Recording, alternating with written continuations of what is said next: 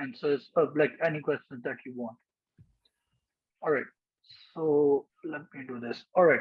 So the ADEX, the way it worked up here, and I hope it's the same for you guys, is divided into three parts.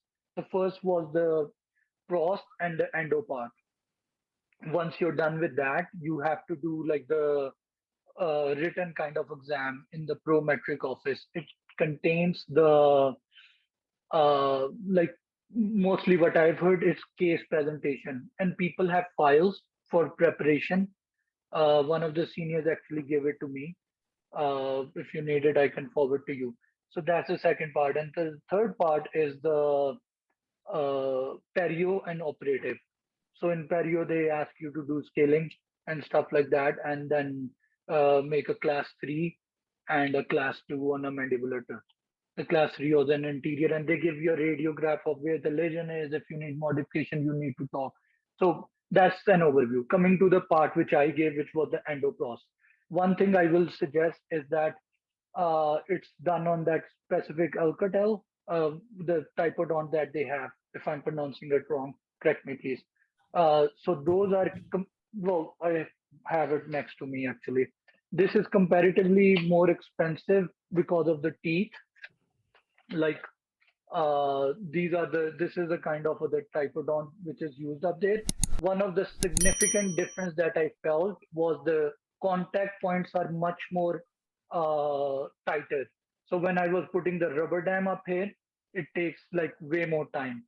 So you want to make sure as compared to Kilgore or Columbia, the contact point are going to be tighter. Even when you're doing like crown preps, you don't want to nick the adjacent teeth, so you can use some kind of wedge, something like a barrier near the adjacent teeth. And most probably, most of you know about that. Okay. So So the we can first use part, only this type of typhrons? sorry. We should use only this one? Well, if you want to save money, so what I did, since we get free teeth of Kilgore in our school, so I prepared a couple of crown preps on the Kilgore, and then I moved to these ones. But if you, because what our class did, that we put an Excel sheet and ask how many teeth everybody wants. Okay, so everybody wrote we need five of tooth number three, five of tooth number five, and for endo, the endo teeth was like $20 each, $22, which is expensive, and the pros teeth was kind of like $3. But since we sent a huge order, we got some discount. So that's something you might want to do. Okay, that's the first thing. But and for endo teeth, you need endo teeth. You can't prepare it on Kilgore or anything like that. So coming to the exam day. So one of the things is, if you guys haven't read, do read the manual again, and like at least read it twice even before starting the prep. And one of the things is, it's all a game of mathematics. What do I mean by that? Is that your prep doesn't have to be very beautiful. It doesn't have to be the most aesthetic one. You don't have to look very pretty. The main thing is they give you figures, stick within those figures. If they given you a range of occlusal reduction, one of the most common problem. Let me start with cross part.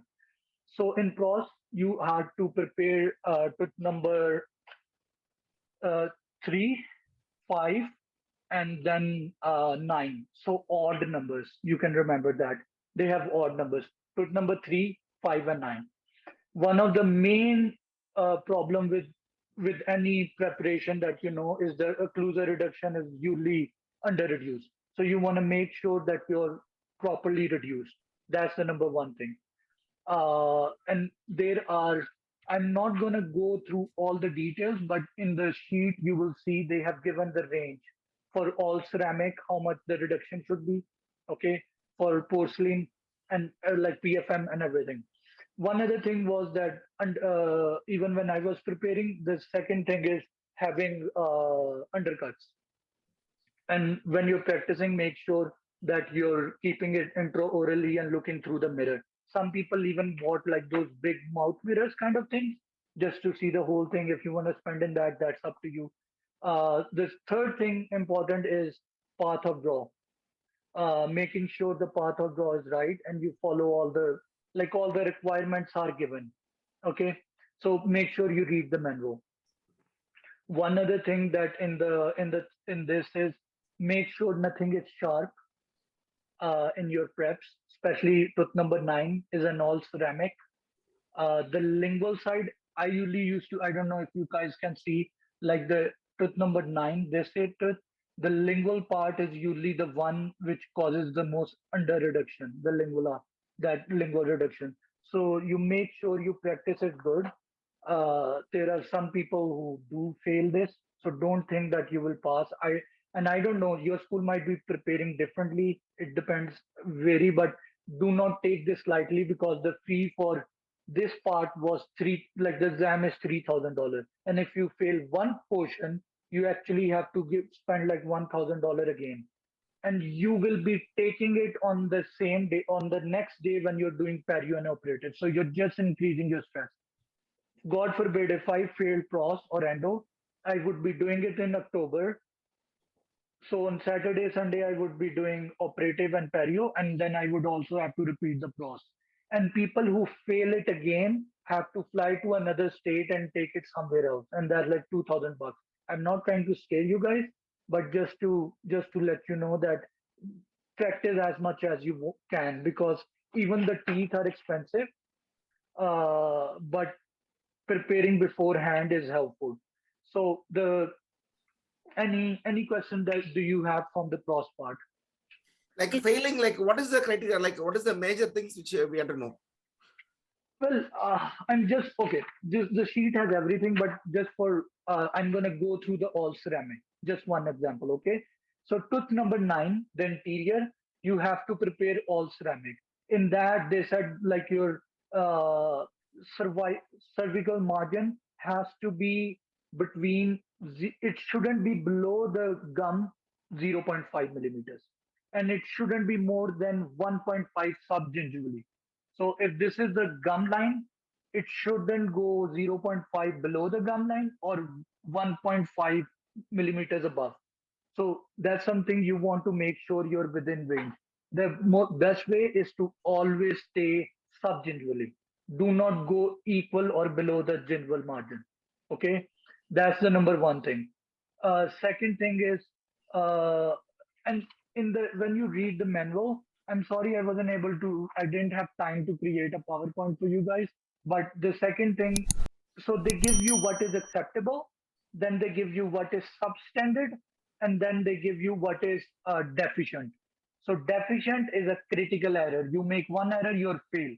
But if you make three substandard like errors, three of them can lead you to failure. If you have one, they might pass you, but stick to the acceptable criteria because it's just a game of sticking to the acceptable. And in the ADEX exam, you have enough time to go over this again and again. Okay. So the next thing was that the cervical margin has to be continuous, might have slight roughness or lacks slight definition, but it has to be continuous. Like the margin of the tooth have to be continuous. And what you can do is you can use your probe to run across the margin, which I hope most of you know. Okay. And sometimes people even can use like a hatchet, like a trimmer, a hand instrument to take off any sharp roughness, especially from shoulder margins.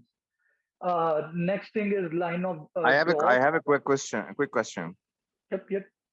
So does the opposing have to be like fully intact, like all the teeth unprepared, or it can, because like we have to prepare also number 20 for carious teeth and all that. So No, if we're the, doing that, does it have the to be intact when we go to the okay. exam, or it has, or what? Let me tell you. They will give you their typodonts. You don't have to have your own typodont. Okay. Yeah, but they will This give us only the arch, right? Or both? they will give you both arches, but what I presume is you're gonna do endo and pros in the first section. When you're doing endo and pros, they give you in endo and pros, you're pretty much only gonna be using maxillary teeth. Okay, the endo will remain under, like you won't use the mandible teeth. First section is always endo. I'll talk about Okay, that yeah. later. Once you finish those preps, like the endo part, then you will start doing the pros ones. and the teeth will remain adjacent to it. I've taken out my endo teeth, but it was here. So the teeth will remain here, and I will prep this. Does that answer?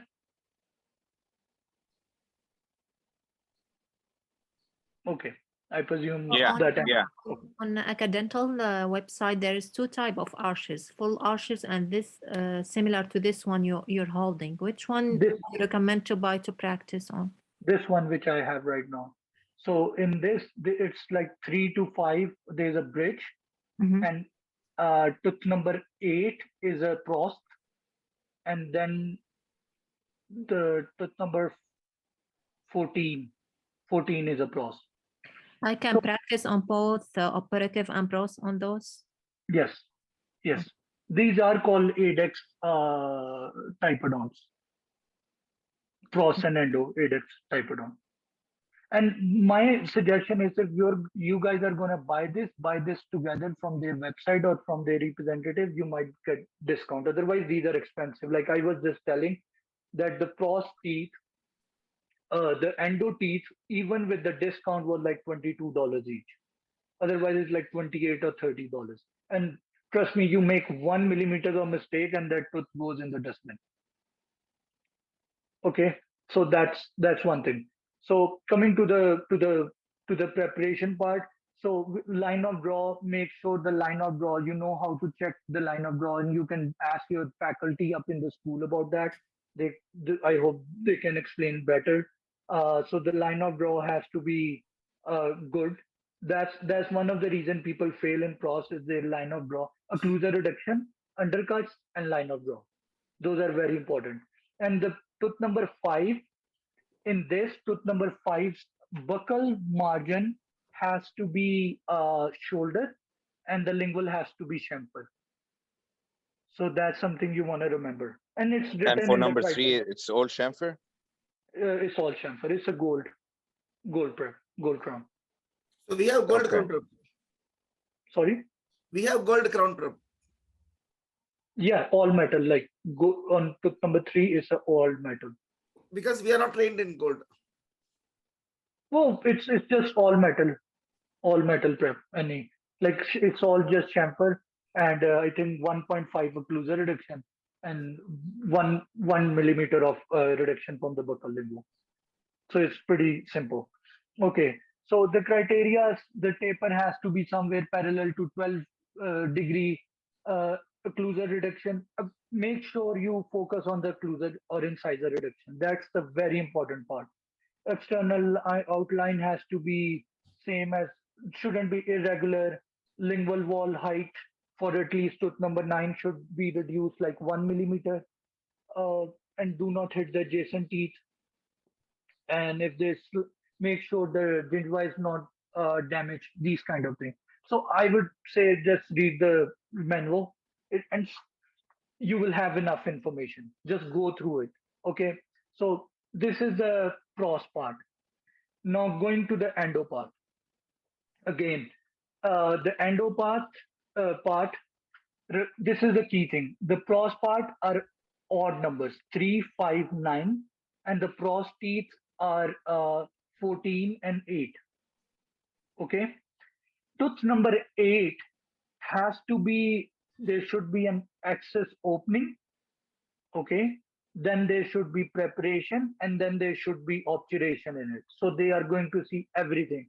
The only key thing, the main key thing to remember, is that you're not supposed to take any radiograph of the typodont or the teeth during the exam. So it is all clinical. Is that making sense? So how do you measure Yeah. the length, working length? Only Yeah. with the It's apex? 24. It's set already. So what happens is that before you, in the exam, before you put in the teeth and screw it, they will come and give you, like, you have an instrument to measure it, and you list 24, 25 millimeters, and you -1. Whatever the measurement of the tooth is, just -1 out of it, and that will be your working length. And you're going to work without any what do you call, like, radiograph. Now for tooth number 14, you're not supposed to do obturation. All they want to see is you prepare the teeth like you make the excess cavity and you find the canal, like you open up the excess cavity according to the measurements they give you. Okay, you have to make sure that you follow the measurements, prepare the excess cavity, and they then take out all the, like, open, there's wax within these teeth.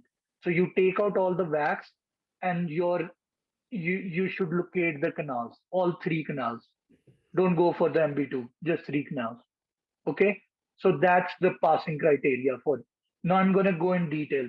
So coming from to number 8, first thing is you will just have to measure it -1, and that will be your working length, and you write it down on a piece of paper and they sign it. uh, Starting off, one of the main thing in this preparation is never go, so it's a triangle shape, most of you know that. One of the thing is, try to stay away from the incisor ledge. Try to stay, like, when you're considering imagining that triangle, you want to stay more cervical towards the gingiva. Save the, because according to the criteria, you should be like 2 millimeters away from the incisor ledge. And I think the excess, like, these teeth are considered to be of somebody who's 30 years old, not of a child, not of an old person, but these are standardized for a 30 years old. So the pulp will be like right in the center. So what I used to do is create a triangle in the center. And one thing you want to do is all about measurements.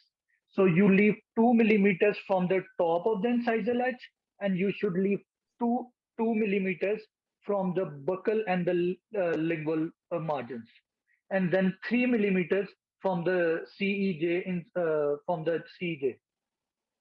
Does that make sense? I wish I could draw. I could explain better, but okay, Will they allow us to draw on it with a pencil, the outline before yes, we start prep? yes, you can draw. So something like this. Can you see? Yes. All right. So the key thing to remember, do not overstretch, do not go too much on the top or too much on the sides, and you will have enough space down here. So you want to stick to the center. And what you do is you go at an angulation, not not too vertical or not too horizontal, somewhere in between, and just do one drop. And that's the endo bar 1557. You leave those, that's one. So you make that drop, and what will, and I'm gonna stop the recording for a second for what I'm gonna say, because I don't wanna where is the recording? Okay, so what you do is you make the excess cavity, open it up, just open with a little triangle first, put irrigant and use a spoon. One of the things with spoon is, do not go with too much force, because the tooth structure within it can get removed. You only need to dissolve and remove the soft wax. When I started practicing, I was, because the wax is pink, and after you remove the wax, there's a reddish shade dentine. And I started even removing the dentine. And then I went to my faculty and they said, this is a gouge. You created a gouge because you were scraping off even the dentinal walls. There's something called a dentinal triangle. You want to remove that here too. There are some videos on YouTube. You can watch that. So once you make that drop, remove all the wax and even remove it from the incisal areas. It's a fail if they put in any instrument and get wax out of your excess cavity. So make sure there is no hidden pink wax anywhere. Okay. And I told you irrigation and is the best key, and you can use the instrument with it. Okay. So once you've done that, you can use a small path glider, anything like that, to see the see where the canal is located. Okay. Then we use wave one gold. So for, do you use the same thing? Wave one gold? Then we Like use for the What? different instruments. in Endolab? Yeah, we use different instruments. But the filing system, do you use hand instruments or hand filing or Rotary, wave one goal? Rotary, rotary. Rotary. Okay. You can confirm if the rotary, in the rotary they use the wave one gold. Once that's like part of the rotary, this is subsystem. In that there are primary, medium, and large. So the medium is red. It's like file 35. Okay. So you're supposed to prepare this around 30 to 35. And once you open up, you create a little bit of V taper with the with the glider, path glider. You can make sure you measure the length and just stick within it. Okay, stick within the. I don't think it's that easy to perforate this tooth, but do not use too much force with the rotary, and you will be fine. Irrigate, a lot of irrigation. Irrigation can save you. You don't need to use any force. Just as I said, use a lot of irrigation, alcohol you can use, and just take out all the wax, and you will be good. Once you've done that, uh, dry it off with paper point. And one thing I would say, when you're putting in the GP, uh, put your GP once, measure. If it's still 24, that's good. Use the sealer once and just put it in. When I was practicing, what I was doing is I I experimented. So I put the sealer on the GP and put it in. And once I take it out, then I couldn't reach the same height, like the same measurement, because the sealer was stopping my GP now, and I was short. Am I making sense when I'm saying this? Yeah. Okay. So the point is, in your once you're gonna put this in, use the GP, like use the sealer once and just keep it there. Okay. With the medium 35 till the 35, I didn't need any accessory phones. Just one was good. Then we use like the thermal heat thing to remove the excess GP. One of the things that they want is, if you could see this, let me draw something up here. So what they want, that your GP should be removed till the CEJ. Like when I was in Pakistan, they said remove the GP till here and then put the restoration on top, right? But up here they said the GP should be at CEJ level. So what I used to do, like the heating instrument, or take a file, put a stopper on top and measure the whole tooth from the incisal area till CEJ.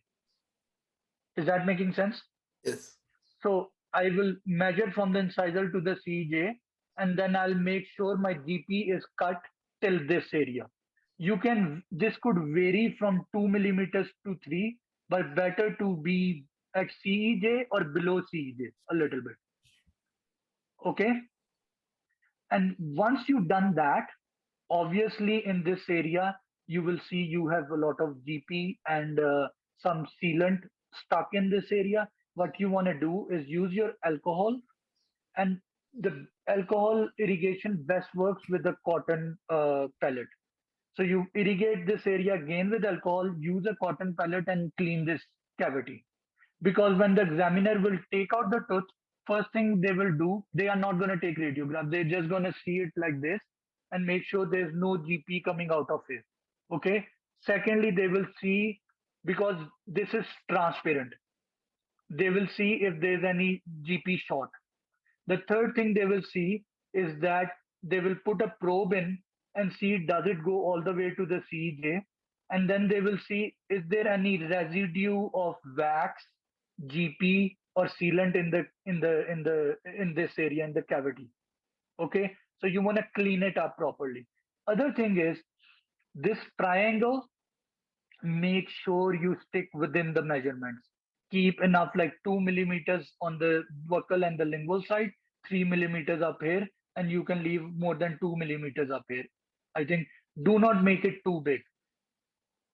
All right. One thing they want to see is your line of access should be straight. Like you don't have to twist and turn your instrument when you go inside. So there's something called dentinal triangle. You can remove that while you're preparing this. Okay. So this is the first task which you do. and you're doing all the endos in a rubber dam. And remember that rubber dam can take, because the contact points are tight. I know most of you might be really good. For me, what happened, this is the funny part, that for the exam, they give you 2.5 hours approximately for the first endo part. 2.5 or 3 hours, 2.5. It took me about 35 minutes to put my first rubber dam on because I woke up at 5. I had like 5 coffees, and because of that, everybody was already doing their preparation, and I was still fighting with the rubber dam. And I actually had to stop and take a break and calm myself down because the contact points were hard, and I was using force and tearing the rubber dam. So make sure you keep that time in consideration as well. Some So people might be. how did you like put it at the end? I just I just took some time off because the best way is you put it in and somebody could pass like a floss through it, but you don't have a Yeah, four-handed dentistry up there.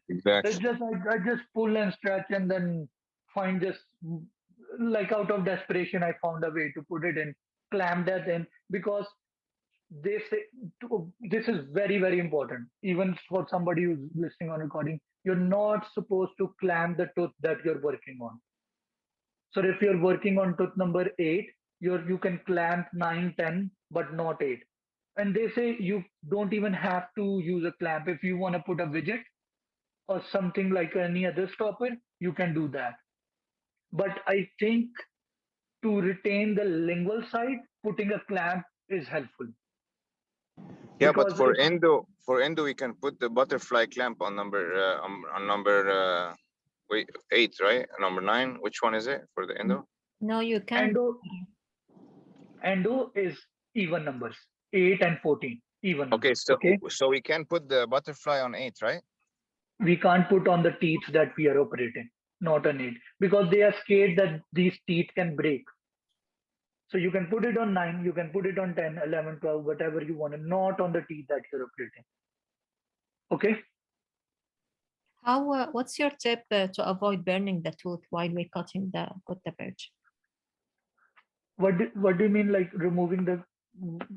Can you repeat that, please? So, what did you use to cut the perch, not the burner, the electric? So what I did, this is they don't recommend the first part. The first part that I usually do is like use a scissor and remove like the extended part of the GP. Okay. So then after I'm left with, I wish I had one in my hand right now. But if you could see this, I removed the excess part of the GP and most probably it's still here. Okay. So I use the burner, like in our school, they use like the burner, The like it's upgrading system, yeah.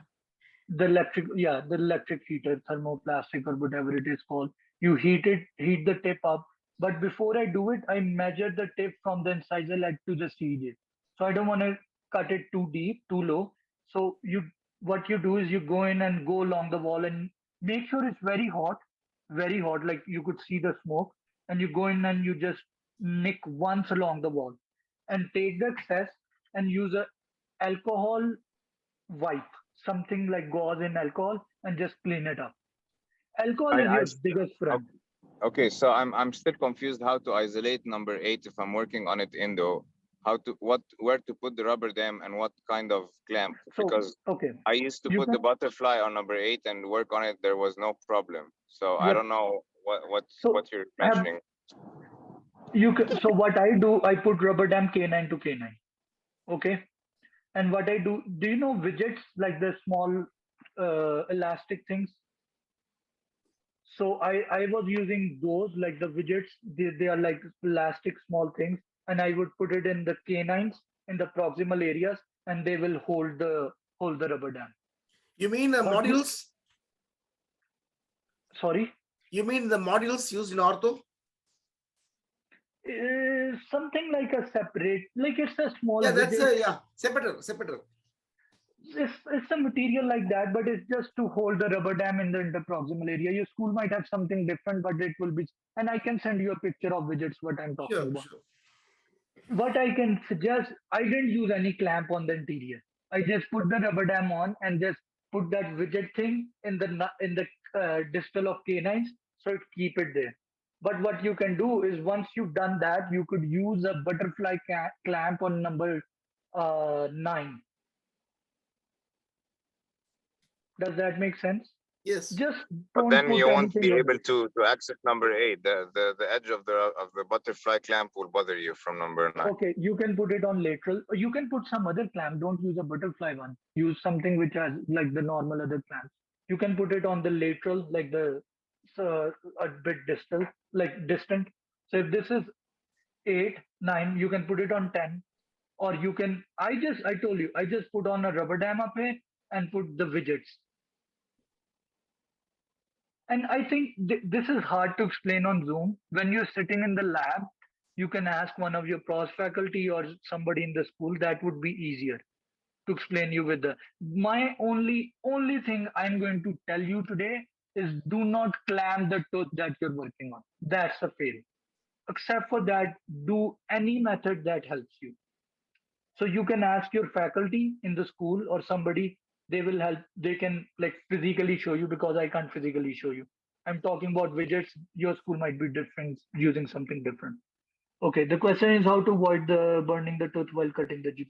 Well, the tooth, the, it does Sorry, get burned. Yep. and sorry about that. So if you clamp the tooth, they will fail you. Don't clamp the tooth that you're working on. It's a big no. Okay. And well, what you're saying, the burning the tooth. So the heat pluggers, whatever they are called, the one I was using in school, I don't think that burns the tooth.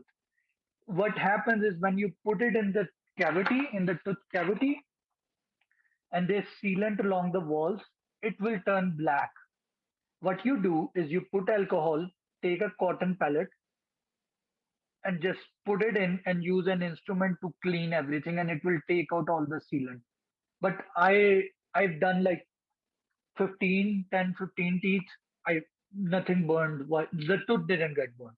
I can tell you that. The sealant does, but you can always clean the sealant with the alcohol.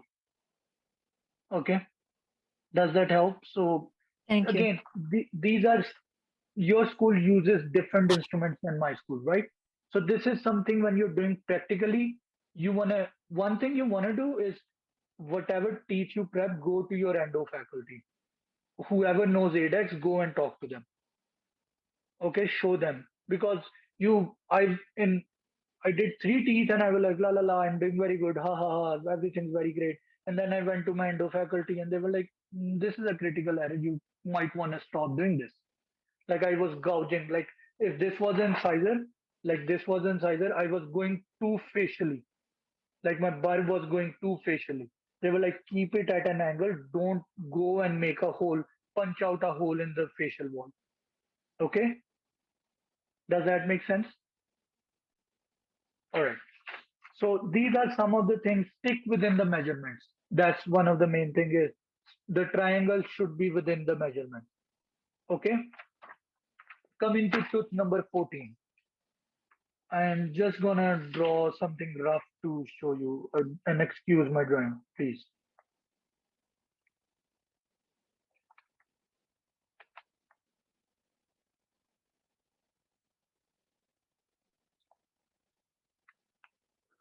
So your if you could see, this is the distal area, this is the mesial, and this is the buccal. Can you see this? So for the molar, you're doing in indirect. This is tooth number 14. So you're working indirectly, right? The two things they are going to see is your, and they don't want perfect triangle.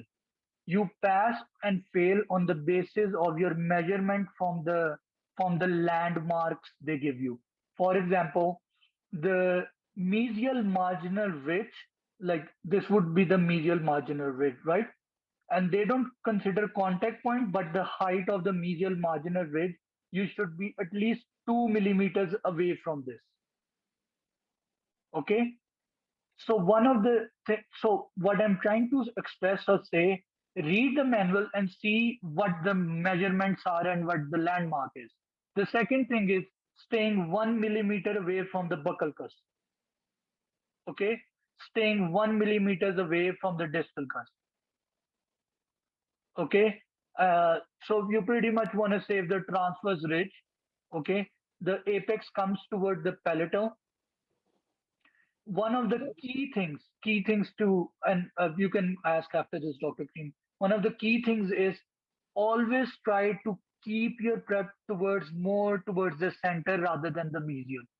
One problem that happens with everybody is that in the start you will see you're going too much towards medially, and even if it's not a perfect triangle, they don't give a damn as long as you're within the within the range they have given you, you stick to it, you're fine.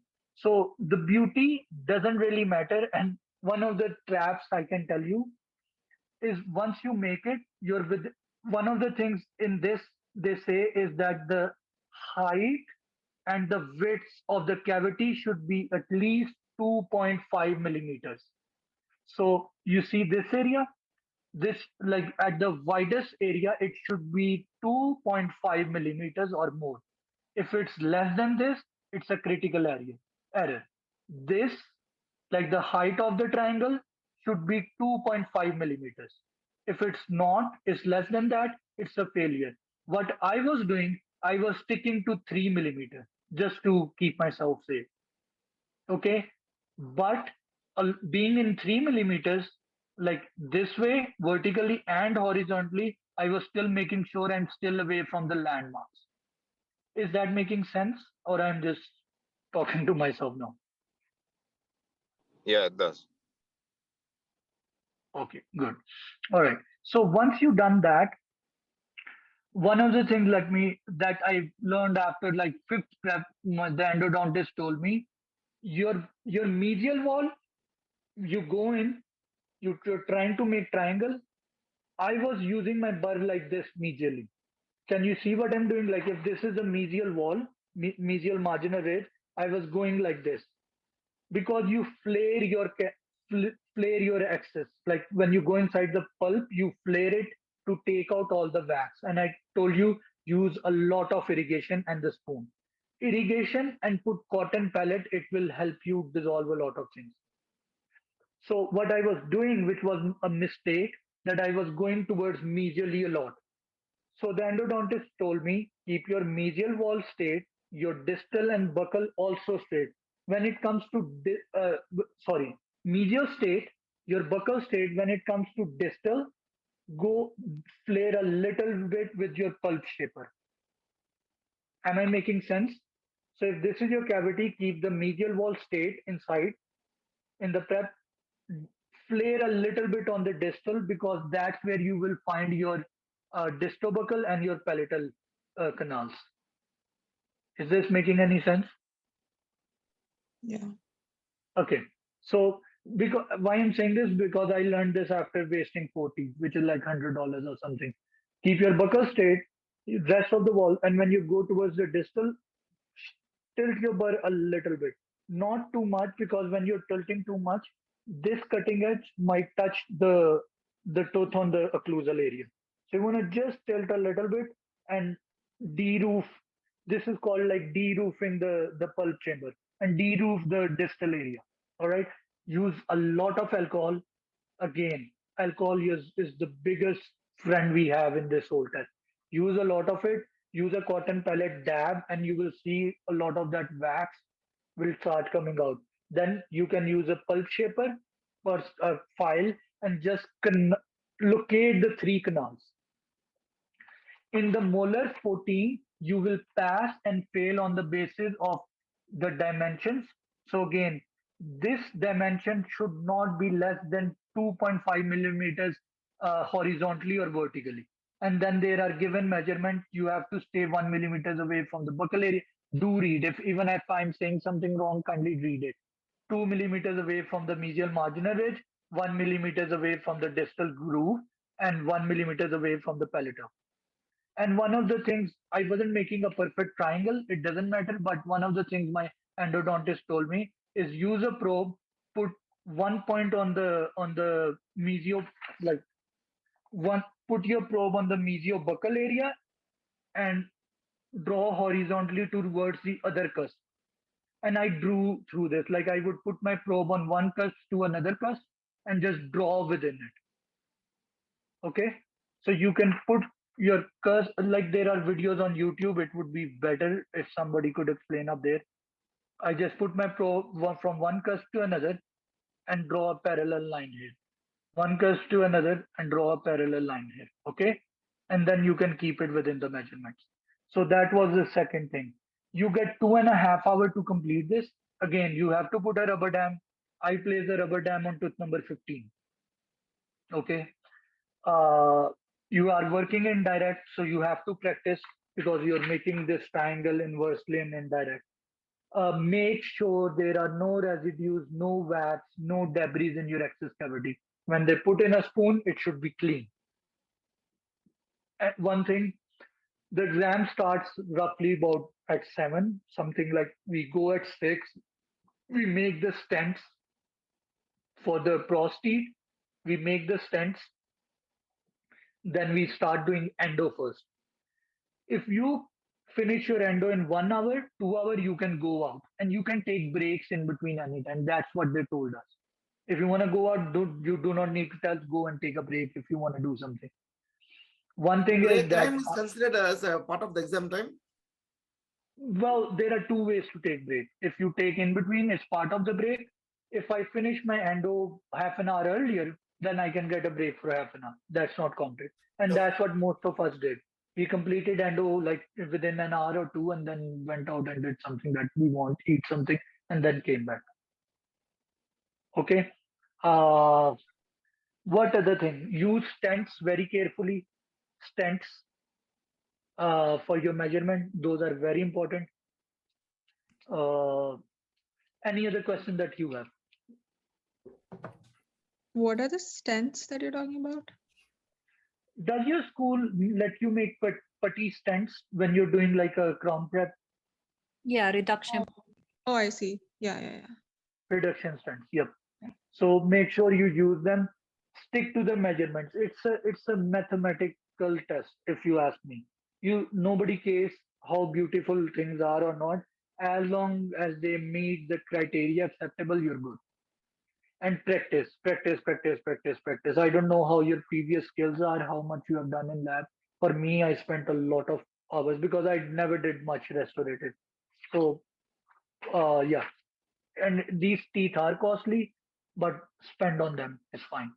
It's rather like better people who didn't practice well, and it's just a little bit of error can screw you up. Like the lingual reduction on tooth number 9 can screw up things for you. Will they grade us on how we position ourselves, how we sit while we're doing the prep, or I asked somebody, he said, well, they will come and tell you if you're going overboard. If you're tilting a little bit, that's fine. But if you're doing it too much, the examiners were very chill. Like they were sitting in a corner. If I'm talking to somebody, if I'm like, they weren't going too crazy and looking at us all the time. They gave us the test. They were like, do it and we will sign. If you have any comments, let us know. We'll talk about it. and while I'm doing class 3, can I use The, dental I wedge haven't done the class. to protect adjacent tooth? I haven't done the class 3 yet. I haven't taken operative. But when I was doing crown preps, I did use an interdental wedge. I did. I put a brass wedge in it. You want I to don't. So wedge and matrix are allowed. Yeah. Good to know that. And why use a, like you can use an abrasive strip, like if you nicked a little bit to polish it off. And make sure your nicking is preps aren't sharp. Nicking is a critical error. It is it's not nicking. They said if there's a significant or a gross atrogenic damage to the tooth.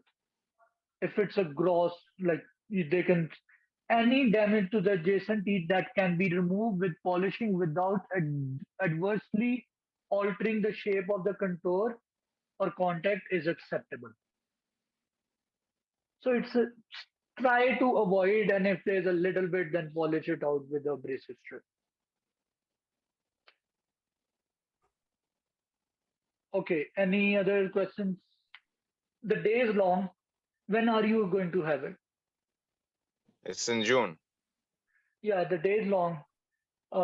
We had it on a Sunday, so you wake up early, make sure. The only thing is building stamina for like 5-6 hours continuously. So stick in the lab, build that continuous stamina. That's the main thing. Like staying in the lab for like 6 hours, because for me, my shoulders used to give up. But if you continuously do it, then you have like, because if you get tired, you're just gonna botch up the teeth and say, I'm just done with this. So build stamina on this and practice. That's pretty much it. If I have to summarize, read the manual again and again. Practice on as many teeth as you can. Show it to a specialist, endodontist, whoever your board person, Adex person is in the school, and just build stamina. You will be good. All right. Any other questions that you have before we leave?